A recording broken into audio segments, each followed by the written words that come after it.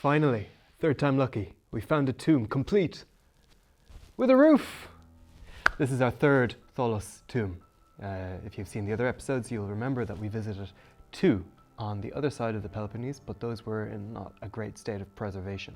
Here, however, we've got the real deal. And wow, it is quite something. This is the Tholos tomb of Tiryns. Tiryns is a Mycenaean acropolis that's about 5 kilometers, maybe less, maybe even 3 kilometers towards the east, towards Argos. It's a big citadel. It's, yeah, I drove past it and saw the walls and nearly fell off my bike in shock at the size of them. Mycenae has been on my list of top things to see in Greece while I'm here, but my goodness, I wasn't expecting them to be quite so magnificent. These tombs were built at the height of the Mycenaean civilization, near its end actually, from about the 14th century, 15th century, 14th century, to the end of the 12th century.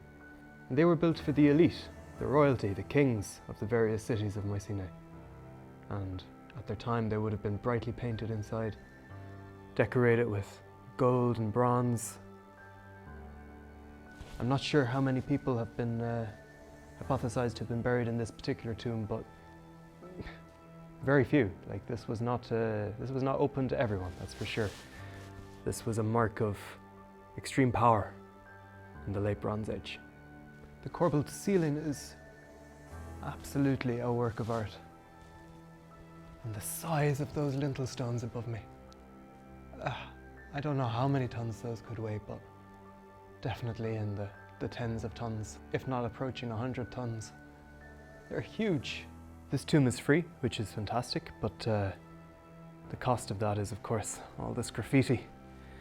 It's quite like the Neolithic tombs we have in where I come from, which are free and are frequently vandalized. It's a shame. It's a real shame. Whilst I'm all for these sites being freely open to the public, it does make me question that when I see the vandalism. Anyway, we're going to spend the day riding around visiting Mycenaean sites.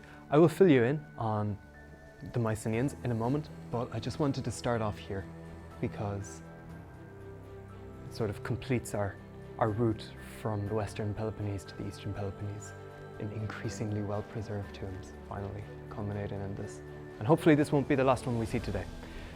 We are going to end up in Mycenae, the Mycenae, but before we do that, we're going to visit some more lesser-known sites. So if you'd like to see that, let's go!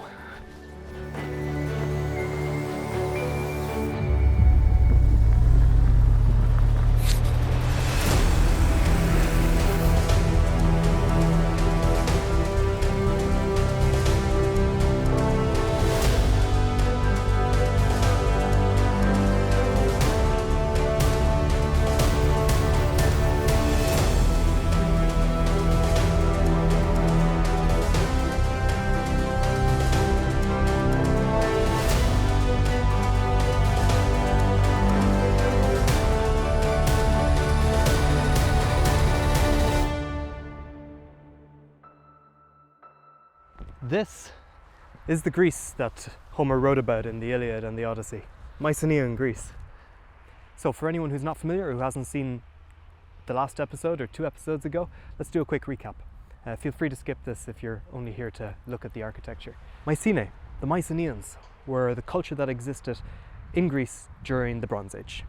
They were knocking around from about 18th, 17th century to about the 12th century. At their height, from the 14th century to the 12th century, they were the major power in the Aegean. Their influence extended throughout much of mainland Greece, all of the Peloponnese, some of the Aegean islands, Rhodes. They even had settlements on the western Anatolian coast. They were extensive traders with other civilizations in the eastern Mediterranean during the Bronze Age, and they were prominent warriors. Mycenae was a very militaristic society. We can see that in their art, in their depictions of warriors and hunting scenes, and in their colossal fortifications that they built around all of their major settlements. This is particularly striking when you compare them with their neighbours and longtime trading partners, the Minoans on Crete. The Minoans were an older civilization, existing from about 2000 BCE, but there was some overlap between the two civilizations.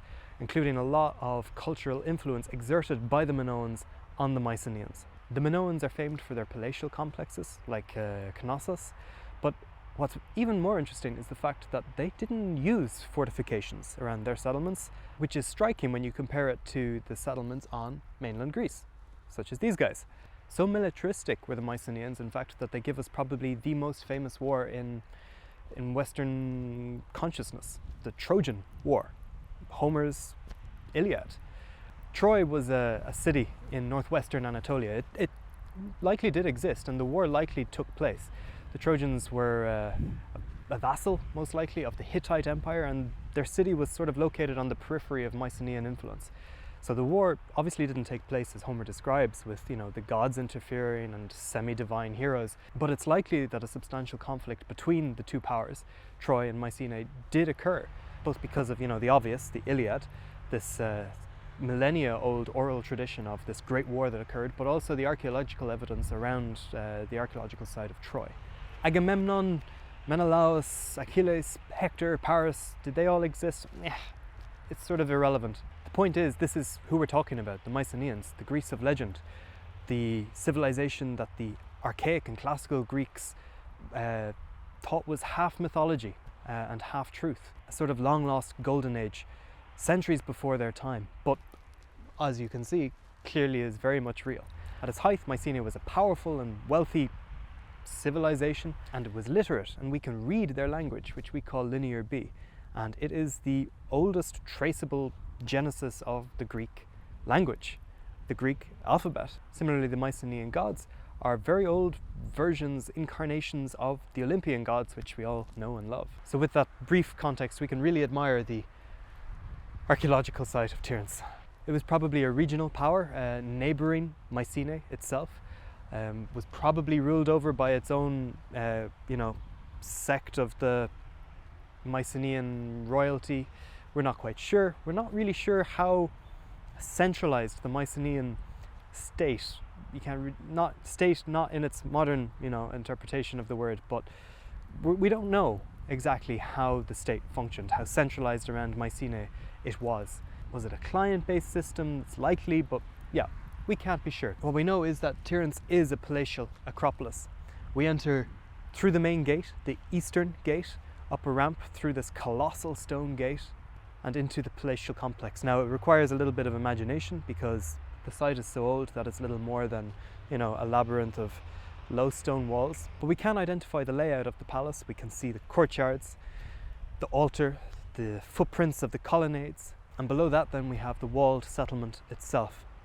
We exit through a little gate on the western side, and we walk along the western side of these phenomenal stone walls. This type of architecture is called Cyclopean, as in, the Cyclops, the one-eyed giants of Greek mythology. And that's because the archaic and classical Greeks, they saw this and they assumed that, well, it could only possibly have been made by a race of giants from bygone days. It's sort of like ancient aliens in antiquity, There's this recurring idea throughout human history that prior civilizations to our own, and therefore less advanced, less civilized, could not possibly be capable of these great feats of engineering and architecture, and therefore could only be attributed to giants, or in our cases aliens. But anyway, that's why we still call this Cyclopean architecture. The site cost me €2 entrance fee, and it's fairly accessible, not quite wheelchair accessible, but it's mostly rough gravel paths, so it's fairly accessible, and it's well worth it. My goodness, it's well worth it. Anyway, it's definitely lunchtime and I am absolutely parched, so let's go get a bite to eat.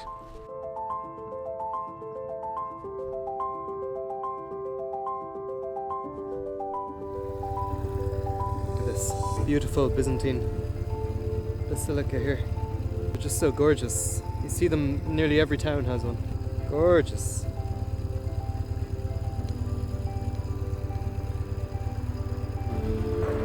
Very nice, very nice. Right, let's keep going.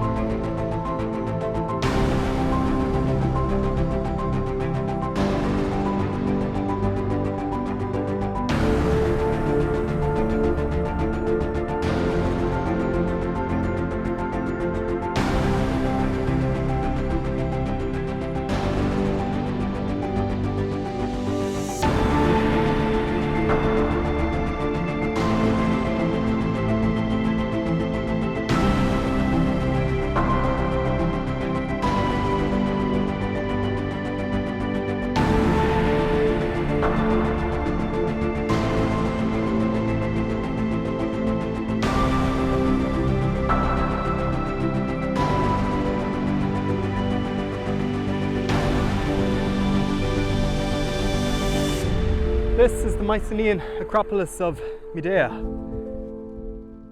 Not much to see. As you can see, it's sort of been eroded away over the last 3,000 years. Wind and rain. I mean, look at it. The view is amazing. This is what would have been the palatial area. We entered through the east gate again. And below us, similar to Tiryns, were the lower levels of settlement. There's absolutely nothing to see here. But in the nearby tombs, the tombs of Dendra as they're called, the tombs where the elite who ruled here would have been buried, was found the famous, sorry I'm turning this way because of the wind, was found the famous panoply of Dendra, which is a complete suit of bronze armour and accompanying boar tusk helmet. So if you've ever pictured the Trojan War with hoplites and large round shields, Corinthian helmets glistening in the sun, it's a complete wrong time period. We're talking about armour made out of leather and bone, chariots, a completely different world. As you can see, this site is completely free and it's not very accessible at all. And honestly, yeah, there's not much to see here. The nearby tombs are better preserved, but we're actually starting to lose the light. What time is it? It's 3 o'clock. We have 2 hours of light left, which should be just enough time to get a drink and go to Mycenae to finish off our day of Mycenean adventures. I've just done a rethink and we're going to go straight to Mycenae because it's about a 25-minute drive, which means we'll be there just before 4 o'clock. Sun sets shortly after 5, so do with some water. I have to say, it's the most impressive looking Mycenaean acropolis from a distance. It's so high up, so dominant over the rest of the landscape. Thumbs up from me. Now, go pay our $5 to feast our mortal eyes upon the mightiness of Mycenae itself. Pay the Greek government what they ask. It's only fair, I suppose. There it is.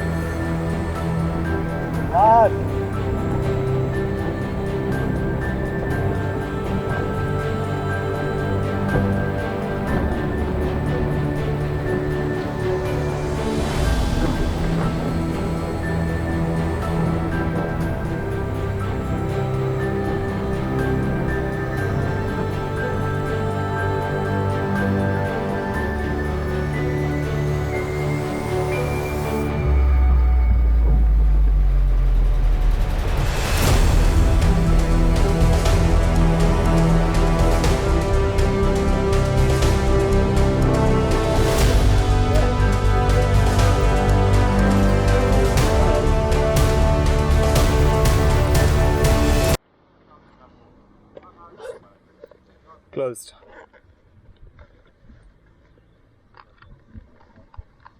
Closes at 3:30 in the winter. Everywhere else has been closing at 3:30, but on the website it says you know later times for here, and I assumed because it was a big site that I'd be staying later. So heads up for anyone who's not here in the high season.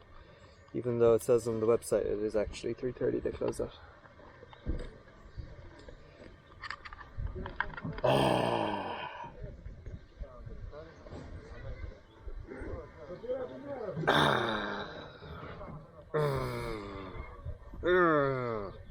It's now 20 to 4. Well, here we are in the hostel in Loutraki, I think it's called. Starting to get dark already. I'm very upset about the closure of the site, but one of the things I've really struggled with traveling in the off season in November is not only the light, the days are so short, but also things tend to be closed. If I go to Mycenae again tomorrow, it will have been 150 kilometers, which is about half the range of my tank, which is about 15 to 17 euros worth of petrol. And that, combined with the €12 entrance fee, means it's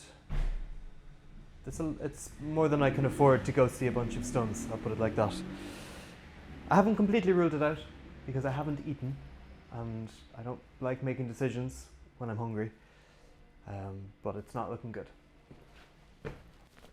However, gotta take the bad with the good. The one good thing about, well, not the one, there's a few good things, but one good thing about traveling in the off season is that, as of yet, the hostel is completely empty. We'll see if it stays that way.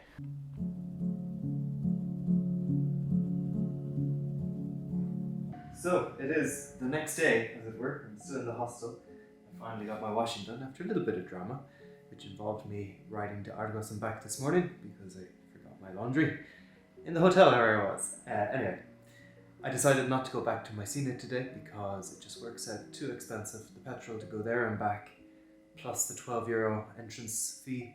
And then when I found out that the famous Tholos tomb, the so-called Tomb of Agamemnon, which is on the same site, is an additional €12 entrance. So you're looking at €24 for the full Mycenean experience, as it were. Yeah, I decided it's not for me. It's not worth it. Of course, it's a pity, but it's just another acropolis. It's nicer than Tiryns, of course, because it's Mycenae itself. But it's not €24 worth nicer. That's the way I'm looking at it, anyway. But that's not going to stop us finishing our story. So it's nearly 4 o'clock. It's a nice evening. Let's go.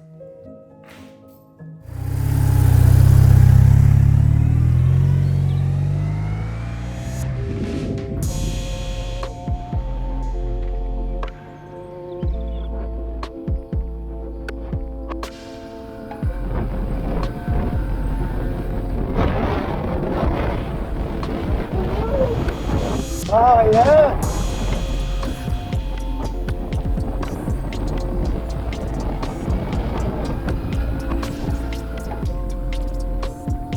What's this?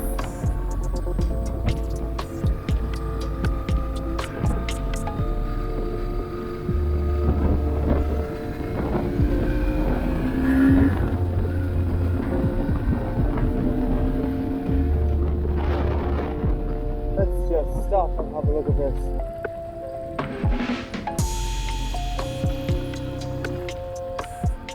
Oh wow. I was able to leave all the luggage in the hostel and it feels so good. And after weeks of carrying all that stuff around, it just feels so good. It feels so good. Right, let's keep going.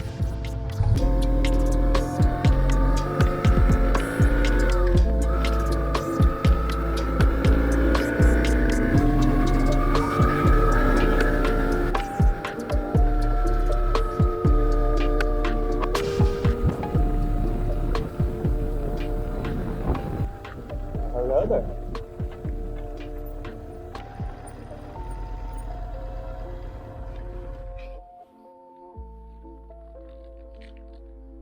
Very nice.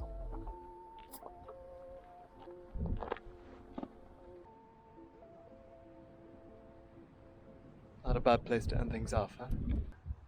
These are the ruins of a sanctuary dedicated to Hera from the Archaic period.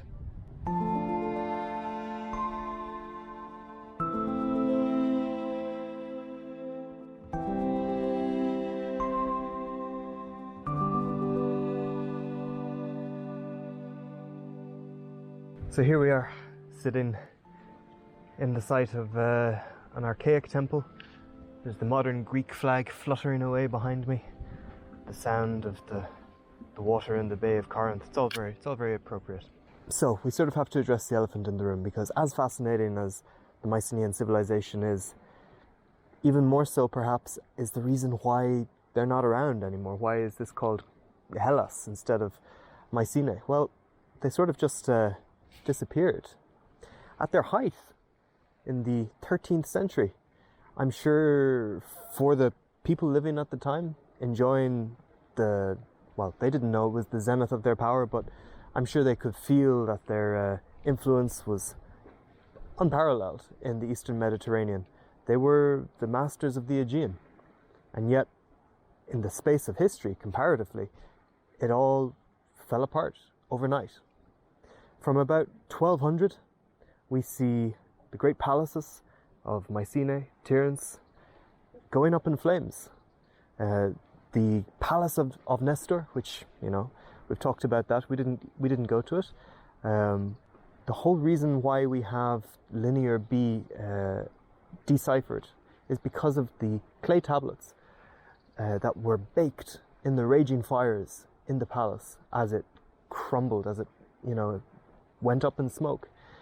Thankfully, the fire preserved these tablets, and in these tablets, written immediately prior to the devastation of the palace at Pylos, or Pyros. Pyros? I think that's how you pronounce it. I was talking to a Greek person yesterday and they corrected my pronunciation. Still probably not perfect.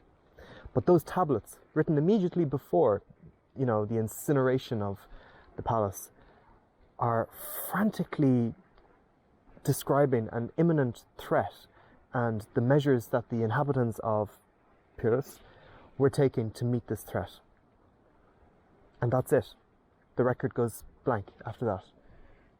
Obviously, they weren't successful in meeting that threat, but who was that threat? We don't know. We see similar signs of destructive violence at Mycenae, at Tiryns, but we can't know for certain who these people were. What we can say is that it fits into a wider pattern that is taking place around the 12th century in the Eastern Mediterranean world.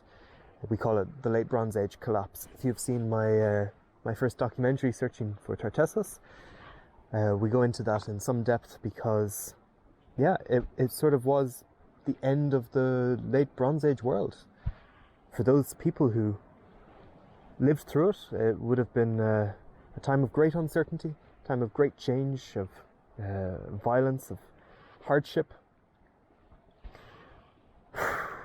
Scholars can't agree exactly, what caused this, and of course they can't, because it probably wasn't just one thing. It was probably a deadly cocktail of a combination of different factors. We're looking at natural disasters coupled with large-scale migration of peoples from outside the Eastern Mediterranean world, which sort of destabilized the balance of power.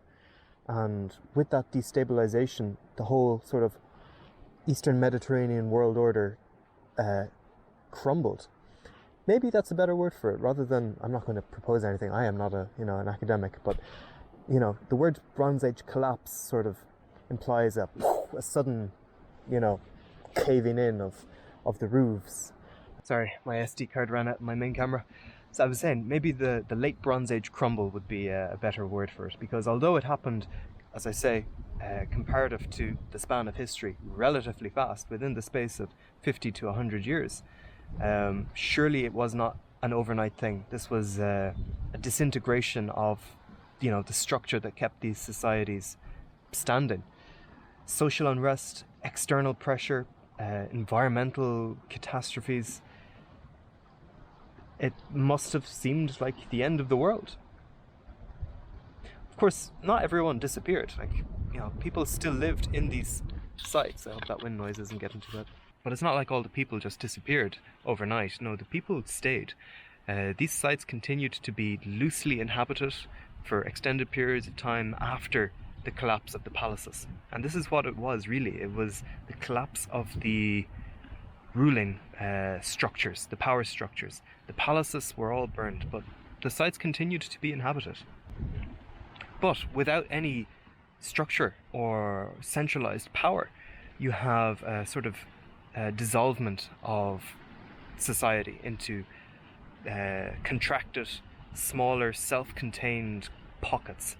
And what followed in Greece after the Late Bronze Age collapse is what is known as the Greek Dark Ages. You see a contraction in settlement building, in art, literacy vanishes, Linear B is forgotten, and that's why, the Mycenaeans' history is preserved as legend and myth. It's an oral history passed down through these centuries of dark ages until finally being collected by Homer. And that's why it's so fascinating to study. We can try and draw parallels between civilizations that existed 3,000 years ago with civilizations that existed not so long ago, or perhaps, if you're slightly pessimistic, sort of negative projections of our own civilization. What happens when you have the destabilization of a world order, when you have a breakdown in communications between various elements of when you have a breakdown of communications and trade and logistics? What follows is surely a breakdown in power structures, civil strife, and an inability for the society to sustain itself. And that's really what we see unfolding with the end of the Mycenaeans. Again, I am not an academic, I'm not a scholar, I'm let's say an enthusiast, and I welcome any criticisms or corrections I have of that very brief and off-the-cuff synopsis. And it was very much off the cuff. So I apologize if there's any gaping holes in that, but I wanted to wrap up the story of, the people who built these structures that we spent the day looking at. Food for thought, food for thought. Anyway, right now I'm going to have a swim, surrounded by these beautiful ancient ruins, though not quite as ancient as Mycenaeans.